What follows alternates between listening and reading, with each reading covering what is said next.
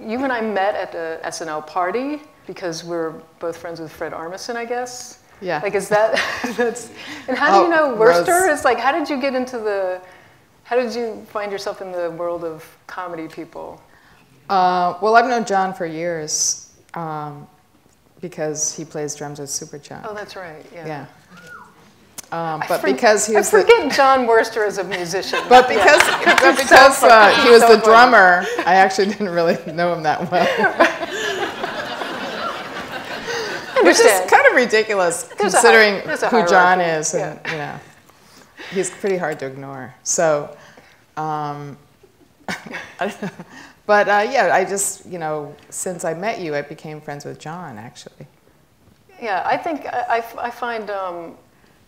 To me, it's odd, but interesting, and I almost feel like it's essential that everyone should have comedians in their life somehow, because it's such a weird world, and I like the idea of the comic world coming to you too. That actually wasn't a question. I'm just making preliminary. No, I mean everyone. You know, I think more and more we need more comedy in our lives, and especially as we get older and wiser. I also feel like comedy has sort of there's a whole arty improv element to it. I don't know, like comedy feels to me very underground in a way. Well, the improv world is really similar to kind of experimental improv music. Yeah. In a way. And I mean, I know like people like reading Amy Poehler's book, describing how she came up and how she related to underground music, and you know, and in a way, describing her struggles going through that was sounded a little bit similar. I've been really fascinated with you because you and I feel like we came to a sort of similar place, but like, you know, close enough, ballparky, but from totally different paths. And we're both bass players, but I think even in our bass playing approach, we arrived from a totally different version. So here are my questions. So my questions are starting now, because I did want to. I am going to announce all my moves. So you were born in Rochester and you moved to Los Angeles, and. Well, the thing I'm most interested in, because you had said that from a really young age, like the age of 5, you wanted to be an artist, and I was curious as to what, like when you were a child, what that meant to you, and how that vision sort of changed over time, like what and what you were doing when you were a kid. I was working in clay. But I mean I went to this lab school at UCLA called UES. It was called UES then, now it's called the lab school. And it was all learned by doing. So that was my introduction into the world. That to me was normal, that you, when you were learning something, you kind of embraced it with your body and your heart and soul and your mind. And, you know, you made stuff, you enacted cultures in a way. That was just like, that was normal. So I didn't, and the art classes were great, but it was also like it was all integrated. It was, you know, what they call now like contextual learning, but this was in the, you know, in the 60s. Mm-hmm. So it was kind of where that started. And did you, at one point, I mean, like honestly, even as a kid, you know, like playing around with clay or whatever, did you sort of feel like this is something I can put my like an idea into or a thought into? I mean, when did you sort of start realizing that the experiences that you have or created for yourself that you could put yourself into? I don't know. I just liked doing it. You know, and I guess I was sort of good at it. But I didn't really think about where it was going other than I just sort of You just, yeah.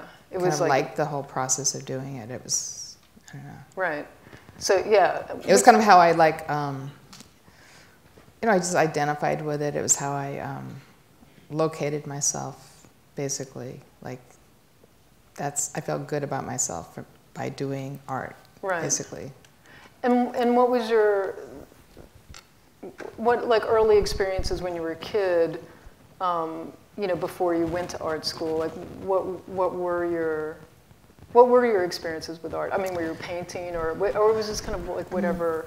I mean, you did a lot of dance, right? Well, yeah, I took art classes outside of public school because once I left the lab school, I was introduced to public school, which was pretty much everything. It was against everything that I learned or learned not to do in the lab school. Like, I didn't understand competition. I didn't understand what grades were. Wow. And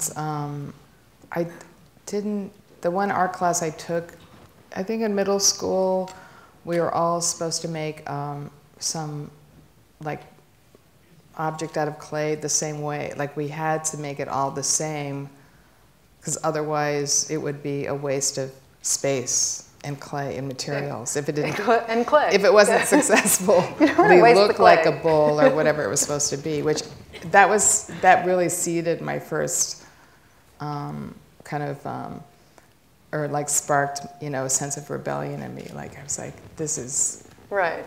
Majorly fucked up. So. And I hate school, and I'm never taking another art school. That's really fascinating. Art class again. So you sort of start out with no rules, and then when rules are applied to you, you're like, no fucking way. Yeah. It's not happening. Does structure play a part in your art, like whether it's music or or visual art or wherever? Yeah. I mean, is there? It's very conceptual. I mean, it always starts with an idea, and in art, and it sort of grows from there. So the idea is like the exoskeleton of the that's piece. the impetus. To me, I'm very fascinated by structure and the sort of building a scaffolding for a thing. Like, it's much easier for me to be creative if there's a template. Yeah, but a structure or scaffolding can be anything that you make it. It doesn't have to be a conventional one. It can be anything. And as long as you have a structure, it's really easy to convince people that it's something worthy. that you're really doing something. Well, it's like, it's like having a premise. Like, if you have a premise that you start out with, you can kind of like make an argument for almost any premise, I think. But I'm totally down with this idea. That's how I made my way through high school. Totally down with this idea. And then I took modern dance outside of school as well. Martha Graham dance classes. And that seems like that would be, that dance especially would be like a real experiential, like like you're really you're really in it, you're doing it, you're performing. And was the performing aspect like that's really what you hooked you in? Or it just kind of comes all together, like the idea, the experience, the doing, that's all? I guess so. I mean, there was also this, they had this Eurythmics class, or we had field trips to the tar pits at the museum. Did you go there? Or you don't? No, yeah. The La Brea tar pits. How many people went on a field trip to the La Brea tar pits? It's like, so yeah, we were studying the dinosaurs, and so then in our Eurythmics class, we would act out being dinosaurs falling into the tar pits or being stalked by It's the best. saber-toothed lions or whatever they're called. That is the best. I guess it did seep in this idea of performance in a way, with music in the background, kind of thing. And did you see? To me, that just seems super ballsy. And like one of the things I was curious about you as a person is where you have apprehensions about things and where you don't have apprehensions about things. I mean, that's sort of I actually have a lot of specific questions about this. Because the whole idea of writing a book, to me, would be completely terrifying on so many levels. Did you, like, when you're performing or making art, like, did you go like, I don't care what people think, or I can't think of that? Like, what's... Yeah, there's a little bit of I can't think of that. I mean, yeah, and you just kind of, I mean, with writing it was a little different. Like, it was more like, I'm going to pretend I'm somebody else writing this book. A little bit. Wow. And I also, though, have done that in certain art making, like when I was learning how to draw, and I felt self-conscious if I had to draw something, but if I thought of it as designing light and darks on a page, or some other way to get myself into it, I could do it. Right. But if I was so self-conscious about what I was doing, I can't really do it. And so over the years, I've learned I just sort of wipe my brain clean at the beginning of each sort of process, and sort of jump into it after thinking about it a lot beforehand. That's really interesting to me. Like when you write songs, do you, like, I'm sure you probably mull over or think about things a lot, and then maybe you sit down and you then just start writing and see what comes out, and then start arranging that? Or I'm guessing, I don't know. Some of it sort of happens like as it's, I mean, there's always a chunk that kind of happens as I'm first starting to, play through thing, and there's sort of a melody and usually an idea. But I mean, what's interesting to me is how people get over, self-consciousness. Like, I mean, you can't, and what I often say to myself is, look, finish the song, nobody has to hear it. Or just like, right, write it, write a song in 10 minutes. Yeah. Write a song to your cat. Write a song to your friend.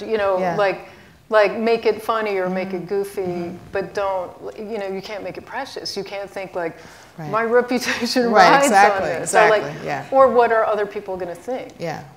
And in the book, there's so much in the book, and I'm not going to make her recount different stories, and you will buy it and read it, and then you will see.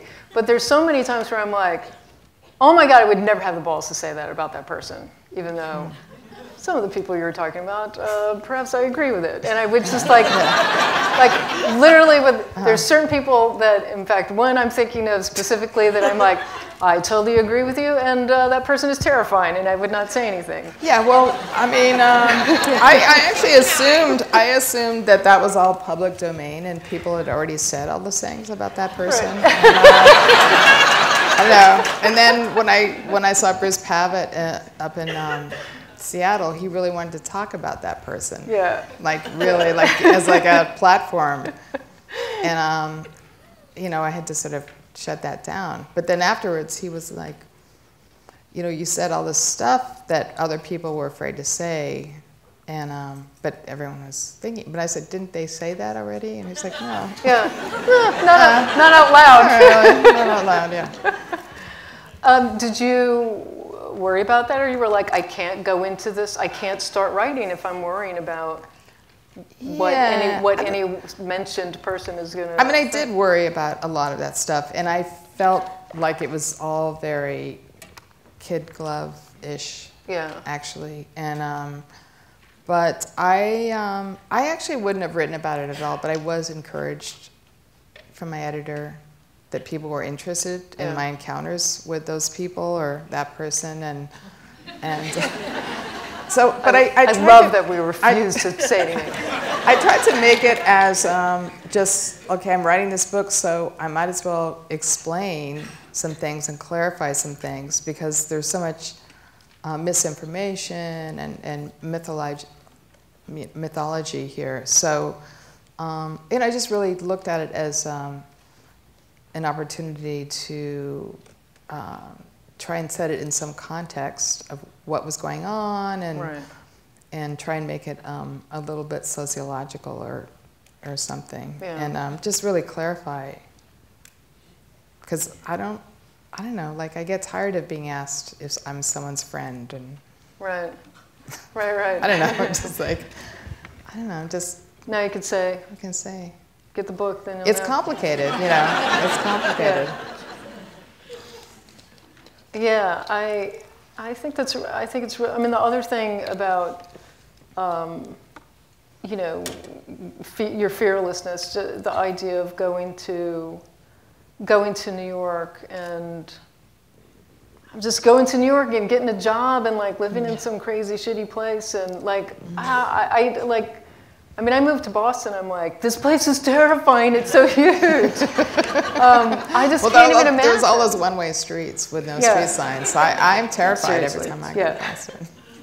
And especially Boston. And when did you go? 1980? I mean, New York. To New York? Yeah, 1980. Oh my God. Yeah. It was scary, but I was prepared for it to be. You know, intense, and you know, when you're young, you know, you're kind of primed for that, right? Did you feel like it was an adventure and there was an excitement, or did you have to just go grit your teeth and get through being frightened? I mean, I felt like it was so deadly imperative for my art career that I go there, that it wasn't a question about. But it was also exciting, like all the things I'd read about New York. So I was, you know, I was really happy to go there. Did you know people? I mean, you knew some people. I only knew a couple people. But you had some couches to sleep on at first. Yeah. Yeah, I mean, that's just amazingly.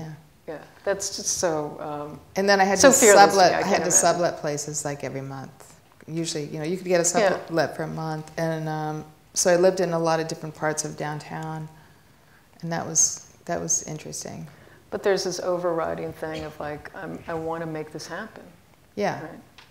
And did you have an idea of what you wanted your art career to look like, or what were you? Were you not painting? exactly. Like I was pretty mixed. Like I was before I moved there. Well, when I was a teenager, I was really into the reading about, in dance magazines even, like the Judson Church dancing and Yvonne Rainer, and really confused about how a dance could also be a film. Mm-hmm. Like I was super intrigued by that. And, you know, and just, but I didn't really know what I wanted my art career to look like. Yeah, so you weren't like I want to paint, you know, it wasn't as simple as that. No, it was already like a lot of complicated, tying different complicated, ideas or like what's a gallery that shows conceptual artwork, or you know, where are the good galleries to go to and meet people, or make some connection, or see interesting artwork, and it's just so advanced. Like it impresses me so much. And what do you? What are the main things along the way that you feel like kind of propelled you in that direction? Was it listening to jazz with your brother, or is that sort of one of the stops along the way? I don't know. I mean, well, in art school, I mean, I studied conceptual artwork and as well as painting, and I, you know, had one teacher who talked a lot about New York and different artists, and you know, sort of, kind of inspired me to want to go live there. Yeah. You know, really. And you got the feeling of this. That's the place. Yeah, I mean, as far as I don't know, listening to jazz or like improvising in the living room with my brother or something. I mean, maybe that kind of opened me up to playing different forms of music when I started playing music or something. Right. And maybe it's also practice, just doing stuff. Yeah. Yeah, that's really.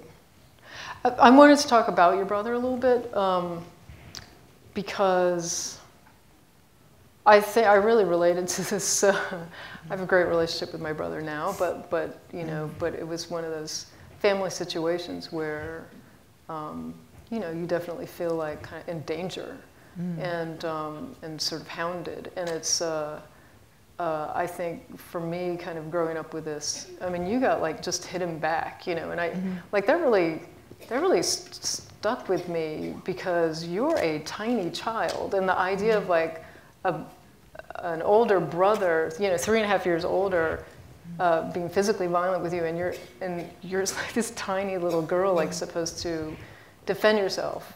And I, for me, that I feel like those are really formative things. And how did you manage to, like, what were your survival skills that you had when you were in that kind of situation? I don't know. I think, I mean, in the end, maybe it made me resilient in a certain way, being, I mean, I was pretty independent as a kid anyway, and parenting styles were way different then. It was more kind of hands-off. Yeah. And, but I didn't really have any, I mean, it was more like retaliation methods. Oh, really? But I would always, in the end, lose. It's like, so you tried. Like, you tried to get back. He pushes your bike down. You push his bike down. Right. Whatever. I mean, those sort of. But it was mostly like the idea of being humiliated was the thing that really was what I was really sensitive to. So, yeah. And I didn't actually have any. I didn't have any. Thing to protect me against that. Except, like, shutting. Yeah, except shutting not off. Showing any emotion or trying not to. Yeah. Yeah. Yeah. I totally relate to that, and I think also the dynamic of trying to protect yourself from somebody that on some level you feel responsible for, and that you're trying to protect and try to defend. That has like. Do you feel like that really that's like a very psychological, pretzel-y situation to be in? And was that dynamic echoed in other relationships, or was it echoed in the band? Well, I guess, I don't know, like in the band, I mean, I tried to feel as independent as I could from Thurston, so we weren't seen as like this power couple anyway. And that could have been exploited much more as like a marketing thing, I guess, or like, I don't know, like X. And what do you think that? But I mean, I'm sure that it developed this, to be quite psychological about it if we really want to get into it. Very codependent, like let's make everything work. Sort of, and I felt like, and sort of making peace within the band. Right, right. So you're as a communicator, because boys also don't talk to each other. Right. So that's interesting. Yeah, I mean, a band is like a family. Yeah. And then that can be great because it can be like us against the world, or it can be a nightmare. It's also psychotic because you do things for a certain reason, but you don't ever question why you do it. Yeah. You just start. It's kind of. You just start doing. Yeah. You start acting in a certain way, and you have no clue as to what's propelling you down that road. Yeah. I know this well. Yeah. And how? What do you think was the the dynamic of the band? I mean, I think a band dynamic is strange already, but if you're sort of a couple, did the other two guys like kind of treat you like, well, we have to treat one's opinion as if it's the other's opinion? I don't know. Probably when you're inside it, it's not that. I mean, I think that there is a certain astrology at work. I would love to hear about this. No, I mean, I think. I've heard the moon is in Virgo tonight, so. What's that? I heard the moon was in Virgo tonight, and that's. Oh wow! So we're really digging down. Sign, yeah. We're gonna really analyze some stuff. No, okay, so Thurston's a Leo. Leader, instigator-ish. He is very much an instigator. And then, but if there's something he really didn't want to do, it was really hard to get him to do it. Or it would take like 2 or 3 days for him to come around to, right. in a way he'd see doing it. I just looked at my band lead. Oh, Leo, right? Anyway, so there was a general kind of movement towards going in whatever direction he would propose. But right. if someone else proposed something else that seemed interesting, that also worked. Right. Was it a volatile, were there a lot of sort of band arguments? Well, you're really getting into it. No, and we don't have to talk about this. Like, to me, that's actually super interesting because I'm fascinated I'm fascinated by group dynamics, but I also don't want to, look, there's enough dirt in the book. You'll find out soon. No, I mean, but it's another thing to talk about. We weren't, we didn't argue a lot, actually. There was a lot of just working it out in the music. But I mean, there were times when there were certain things that I don't know, like were alienating to certain people. That's good enough for me. Let's take a different turn. When you guys wrote songs, did that process change over time? Did it start out like the first? What was it kind of? Band playing. It basically, the way it started out was very, actually the way it started out was Lee, Thurston, and me sitting around in a circle, and because we had a couple benefit shows at gallery spaces to play, and we didn't have a drummer, and we just asked Lee to play with us. Mm-hmm. So we had no place to rehearse, and we sat around almost acoustically, kind of working on structures for a 20-minute set or something like. So you had a gig before. Yeah, well, like, okay, we'll play, let's do this droney thing for a certain amount, and then we'll, you do that, or, this. Right. And it was literally like almost acoustically working out something. And Thurston had been in bands before. I mean, he was... He was in this band, The Coachmen. You sort of did, but not really. And, well, Thurston and I, I was in a couple, bands, and Thurston and I had been playing with this girl, Aimee Mann, who was Vito Conchi's girlfriend at the time. And, but anyway, so we kind of almost just talked through a structure that we knew somehow once we were plugged into electricity and we would create like nice droney sounds or something. Right. But the first record, I mean, as always, there were some things that were written all together, that came out of like a jam that we'd then start to arrange. Mm-hmm. And then there's some things that Thurston would bring a riff in that we would bring parts to and also then arrange it. Right. But often, so there were those kind of two different songs. One was that came from hearing things someone was doing and going, oh, that sounds good, keep doing that, and, just sort of. And lyrics would be? Lyrics were always done afterwards. And that was mostly you, or that was collaborating? I mean, depending on who sang the song, would pretty much write the lyrics, although I did sing some lyrics that Thurston wrote.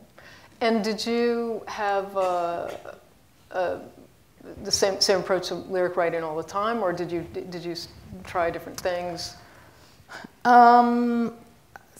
Mostly I wrote things down, listening to the music kind of over and over, and then just so you don't writing keep things. A notebook with ideas? No, sometimes I would write down things, or then I developed this approach of just listening to music and just kind of automatic songwriting. Mm-hmm. Just whatever comes out. And then kind of refining that.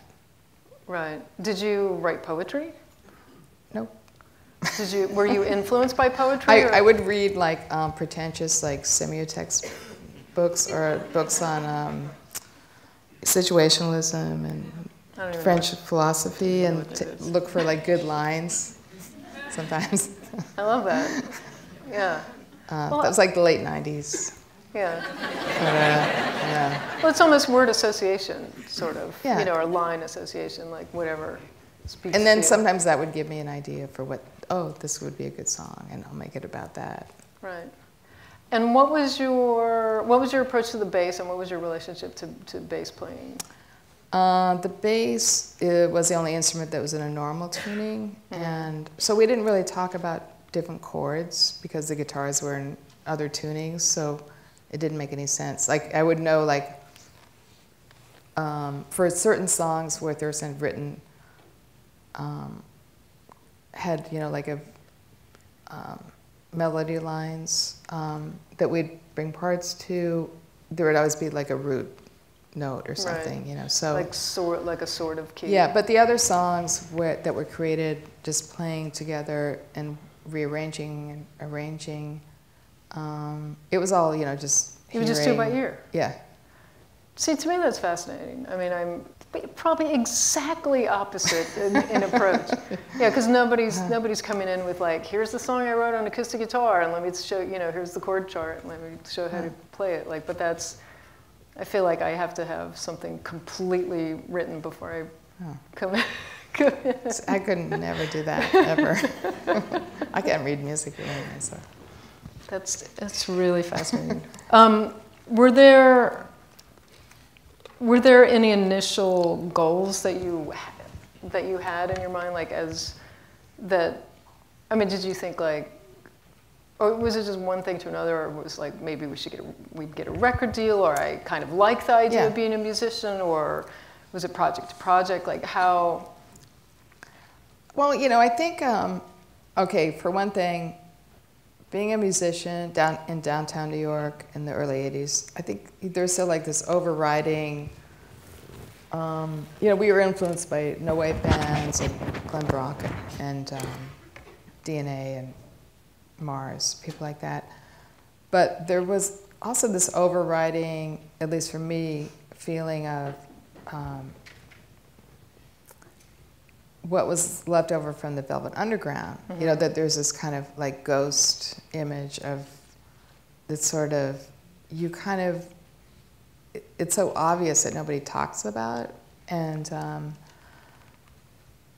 so we weren't really thinking about, no one ever talked about a commercial record deal, or, I mean, that was never, ever, ever, it was all about, in a way, trying to achieve something as cool as the Velvet Underground. Right. So it was more like, let's get a gig at CB's, or let's get a better slot at CB's. And we were lucky early on. Glenn Brockett was involved with this record label, and he just said, "Do you guys want to make a record?" So we were lucky, and then it was, let's tour, and it was like these sort of baby steps towards something. And but was there like a moment where you're like, yes, this is what I want to do? Like, yes, being in a band, like this is happening, or was it, we'll do this for this month, and then maybe I'll do another thing? Well, it was always a feeling of okay, I'm doing music, but I really see myself as an artist, and how can I always felt a little bit stressed about how I was going to be able to do art or keep my toe in that world and things like that. Right. So in a way, it was a really big side project. It was a really big side project, That's that really I inadvertently got involved with because I was writing articles about male bonding and men playing music. Which and then brings I decided, us to our question. And I didn't really find out all that much. No, but I don't know. It was kind of like I didn't want to be a voyeur. I wanted to be in the middle of it, see what that felt like. And but that was specifically interesting to you to see maybe I just never didn't see that much live music. Like I don't like, but you would see guys on stage and go like, what's that like to be around that energy or to be a part of that? But it wasn't. It was really inspired by you know, DNA, you know, and bands like that just approached music in a more abstract way that wasn't, you know, it wasn't 3-chord conventional punk rock with the verse chord. You know, it was really pretty open and had more to do with dynamics and texture and things like that. Yeah, yeah, that's really interesting. It's totally open. So did you ever have a moment of, yeah, this is it, like I made it in some way, like whether it's art or music, like this is a dream that I didn't even know I had that now is coming true? Well, the only time I really had that sort of feeling was actually when I was at Cannes for Gus Van Sant's movie, Last Days, and it was kind of crazy because I don't know if you did you go to Cannes?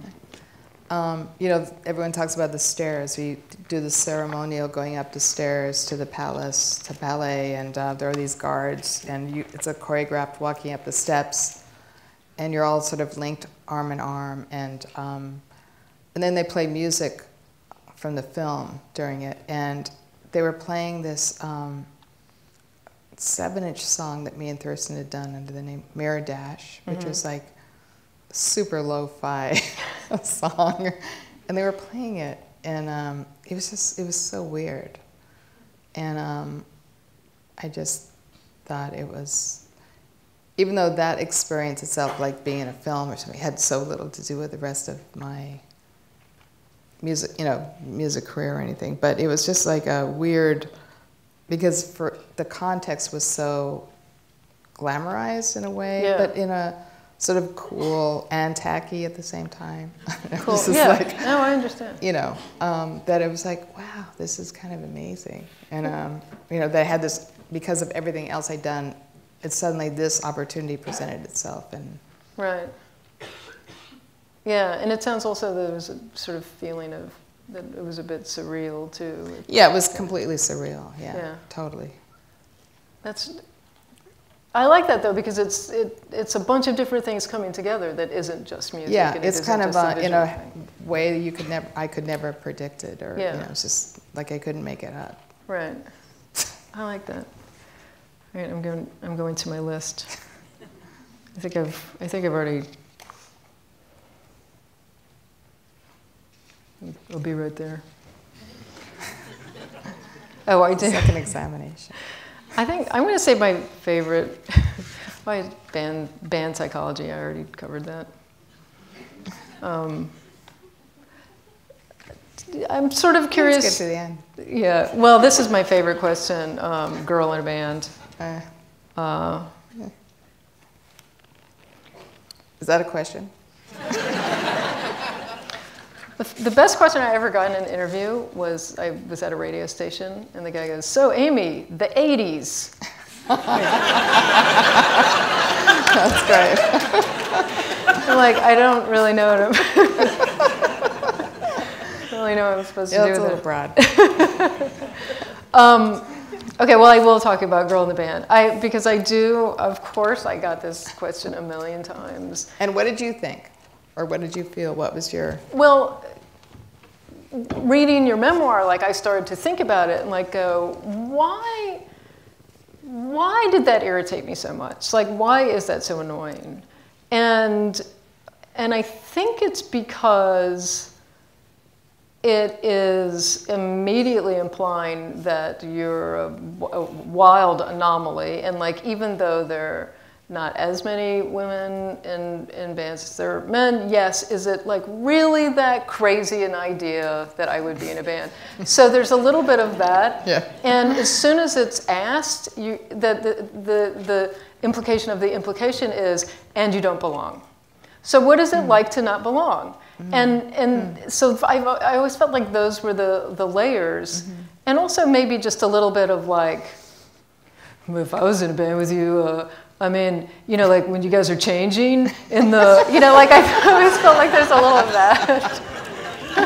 Like, do you change in the same room? Like, how does that work? Yeah.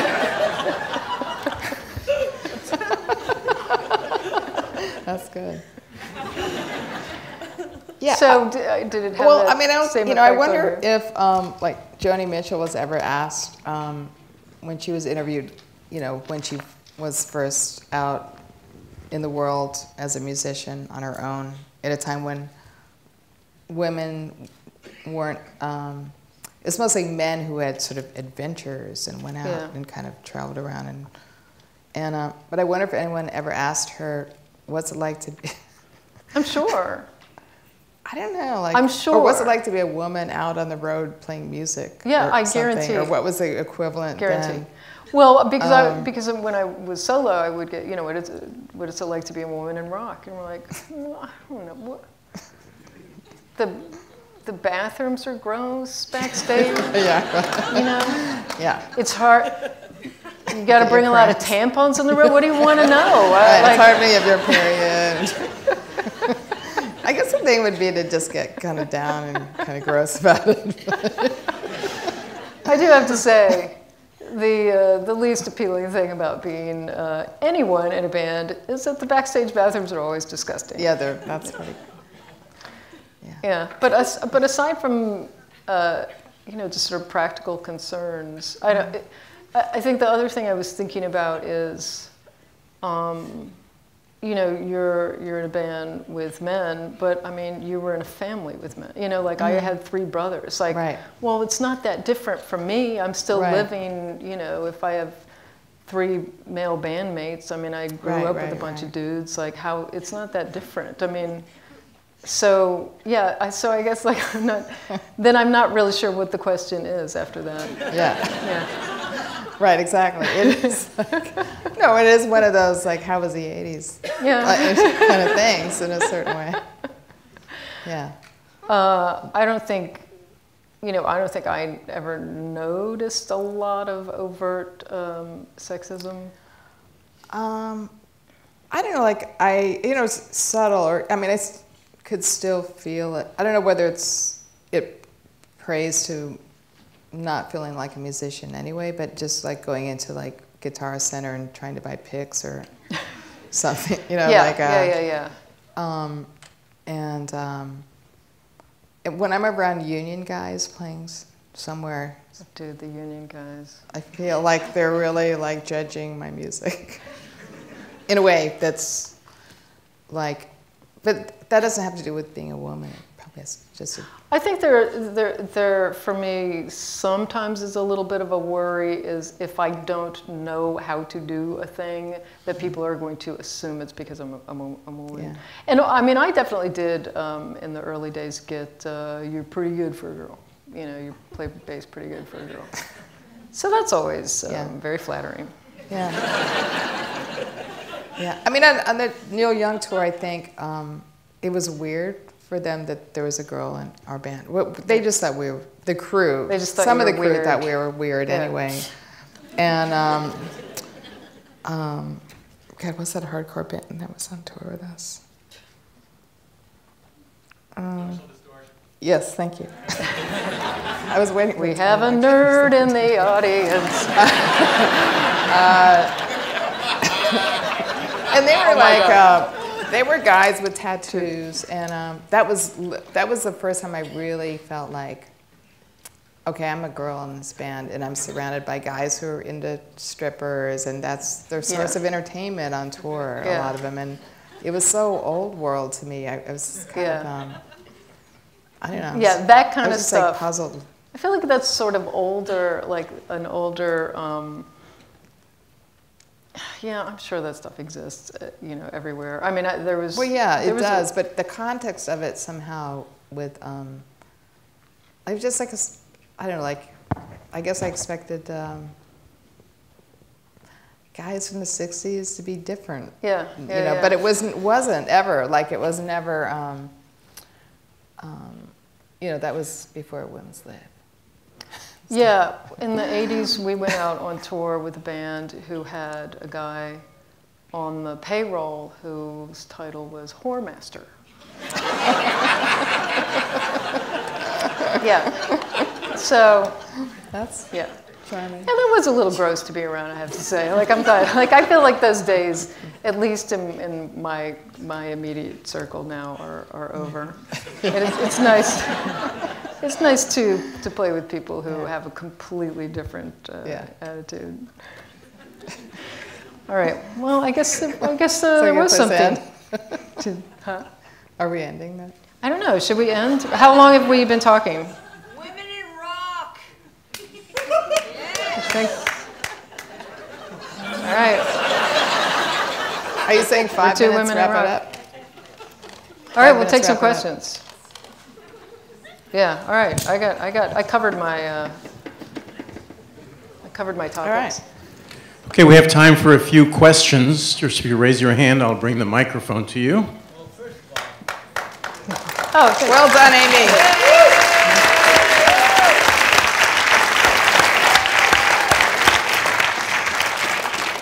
I have a friend here who's a giant Sonic Youth fan, and I know is bursting to ask questions. Brendan.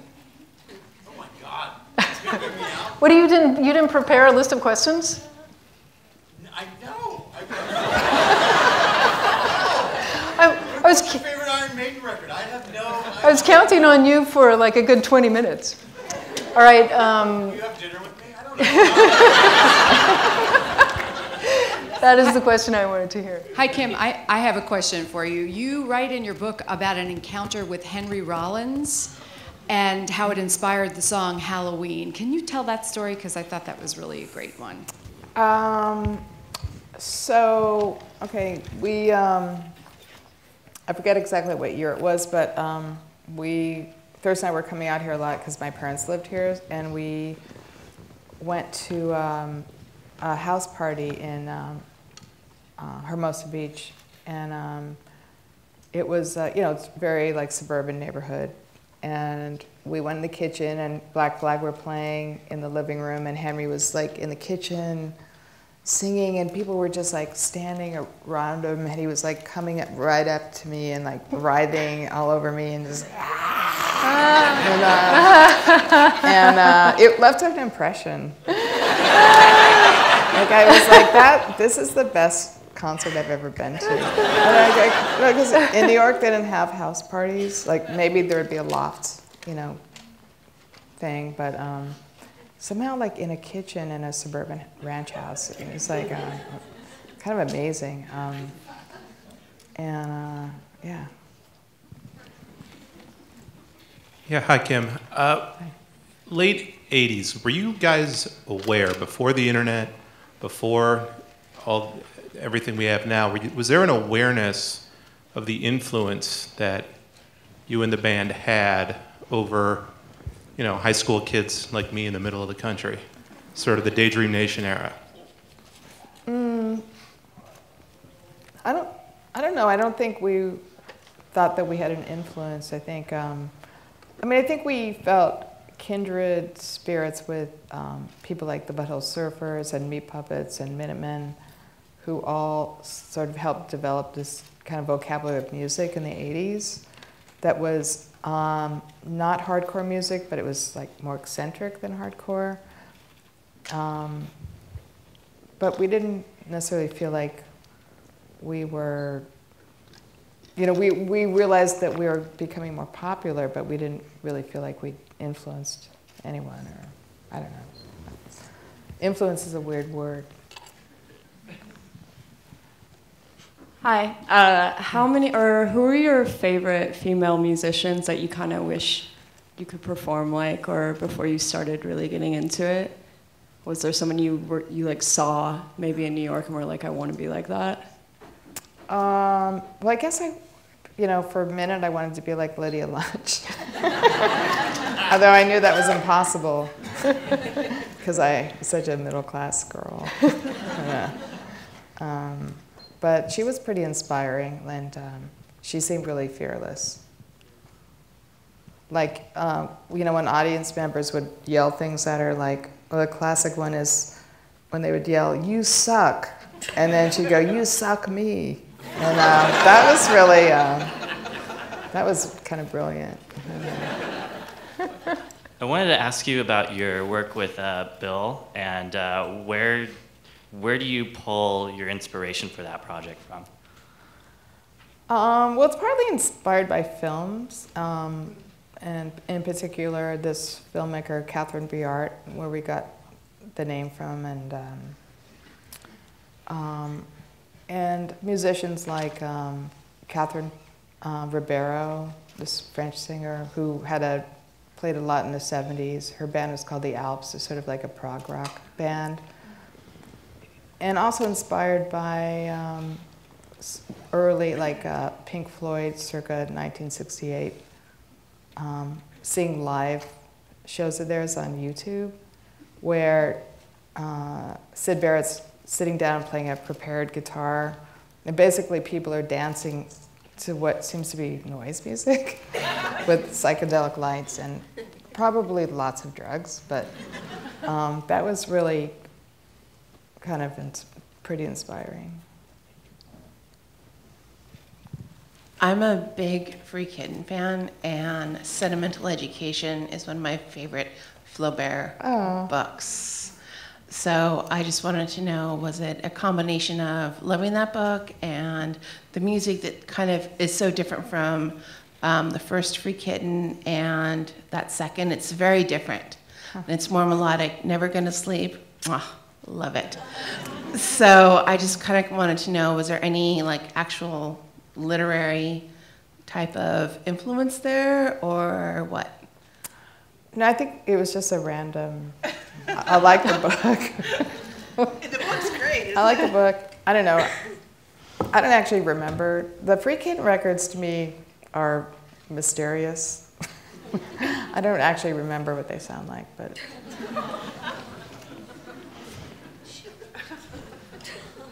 Where's our mic guy? Oh, yeah, shout it. I was kind of curious to know what it was like kind of becoming a mainstream fashion icon, and you've sort of always had like a really good relationship to fashion. Are you talking to me or Amy? You're a fashion girl. Yeah, I mean, you do have a Marc Jacobs dress named after you, so. I do? Yeah, that's right. Yeah. You wore I'm pretty sure it was called the Kim. I'm getting one. But I have that dress. I have the dress. I don't know. I don't think I'm a mainstream fashion icon, but What? Kinda. I don't know. Come on. Stop. No, I don't know. Admit it. That's confusing. I don't know. Hi. I've got a question for both of you. If you could talk about what the transition was like from being a starving artist musician to suddenly, I can pay my rent, I can afford great gear, moving up. What was that like for each of you? It was slow. I don't know. Like it was really gradual. And I remember when I guess it was Bad Wind Rising, when we had an English label and American label, so we could license it to somebody and get 2 different advances. That made a big difference in not having to have a day job as much. I don't know, what was it like?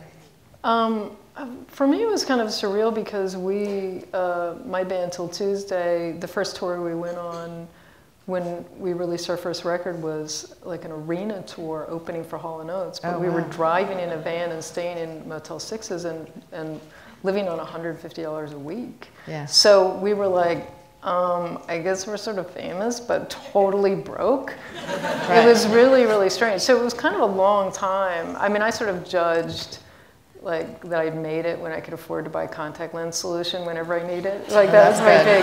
That was like, oh my God, I can buy toiletries whenever I need to. Yeah, I remember moving from like Motel 6s to Motel 8s. Yeah. That was a big difference. Yeah, and then not having to share a bed with your ex-boyfriend.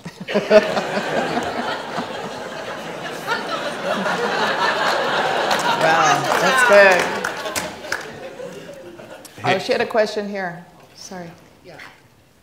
I remember way back, like the 80s, you were doing some collaboration with, was it Tanya Donnelly and the Breeders and all that? That was, were you producing? Yeah, videos.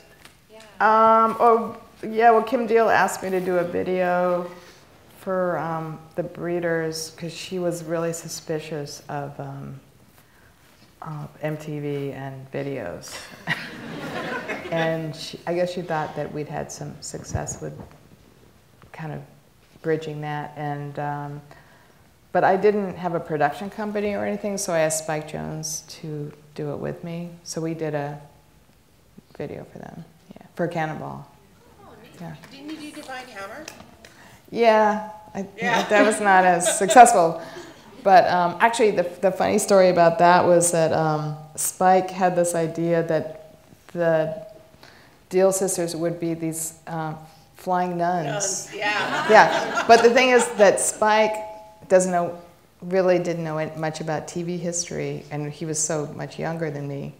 So I was like, oh yeah, the flying nun, like with these habits like this. And I kept talking about him, and he had no idea what I was talking about. Like, it wasn't until like, nuns that fly, sure. And so we were hiking him up in these like cranes, for them flying, and they were sweating a lot, so we'd have to keep taking him down. And anyway, it was a disaster, sort of. And so we redid the video. I redid it with Richard Kern. Did Richard Kern do Divine Hammer? Well, he shot it. Yeah. Yeah. It's a little bit different. Yeah, but it wasn't that good, actually. It wasn't as good as the first one. Hey Kim, I was wondering, what was it like being on The Simpsons? What was that experience like? Wait, on what? The Simpsons. Oh, The Simpsons. Yeah. Oh, it was great. I mean, that was a great honor, and it was also fantastic to re-record Danny Elfman's theme song, since we used to date. And oh, that's right. He was new wave, so I don't know. It was kind of. I felt like a small victory of some kind of like punk rock over a new wave.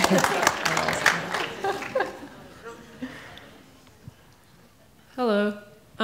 So you mentioned in this discussion a little bit about working through issues personally through the music. I was wondering if you could speak to that process and kind of how that manifested itself, maybe its evolution or, a consistent... I don't know. I can't really answer it. I mean, working through issues in the music. I mean, I think that, I guess, on stage, sometimes like you just feel like you're free and no one can bother you.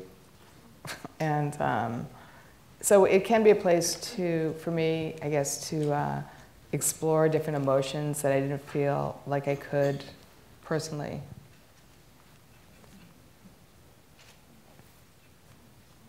Like off the stage, I mean. I think it's really nice, the idea that you're free and nobody can bother you. Yeah, like you don't have to do an interview. I mean, honestly, like for me, that hasn't always been, I think it's been recent, only in the last few years that I've kind of felt like, I've always felt like this, oh, my career rides on this one show. Suppose this one show is terrible, then that's going to be the beginning of the end, if I make a mistake. So there's not like a lot of freedom. Like it's really, like that's what performance should be, that you're free and nobody can bother you. I love that. It's my new motto. Okay, we have time for 2 more questions. Hi, I'm really interested in your views and sort of relationship with social media. You're known as being really private, so when you started using Twitter and Instagram, for me at least, it was kind of surprising. And I know you do things on Instagram, like the Flung clothing series, and I was just wondering how, if at all, if you see social media as sort of an extension of your practice as an artist. Well, parts of it could be, but at the same time, I don't know, it doesn't really work as art in the long run because it's so trendy. But it's kind of good for working out ideas, I think. And I don't know, I guess I have to say I prefer Instagram to Twitter because Twitter's scary. I'm kind of over Twitter. I'm with you. I mean, you know what, I use Twitter as more like self-promoting, or, you know, it's just like retweeting stuff, and then pictures that I've never seen of myself I find on Twitter that people post or something, and, but, yeah, I don't know. Hi, I was just going to ask you, because you're a mom, and I was just interested to know what your experience of being a mom with somewhat of a public life, and maybe a little bit about what your upbringing was and how that influenced how you proceeded as not only an artist but as a mother. Well, I guess because I had such a middle-class upbringing that was pretty stable, I wanted to kind of give that to my daughter and maybe overcompensate for, I didn't want her to be thought of as like a rock and roll child or like growing up on the road or something. But, you know, just so she had kind of like a stable sense of life. But also I realized, like, I walk around with this idea of myself as a very sort of middle-class, conventional person, and I'm actually not. So, I mean, because I don't do anything that's conventional, but I don't know why. Not at all. I know. I just realized, like, why do I think of myself like that? But I think it's possible to have those two, you know, two ideas of yourself. It's not like one is, it has to be one or the other. But it is weird that I always think, oh no, that other person's eccentric. I'm not weird, but actually I really am.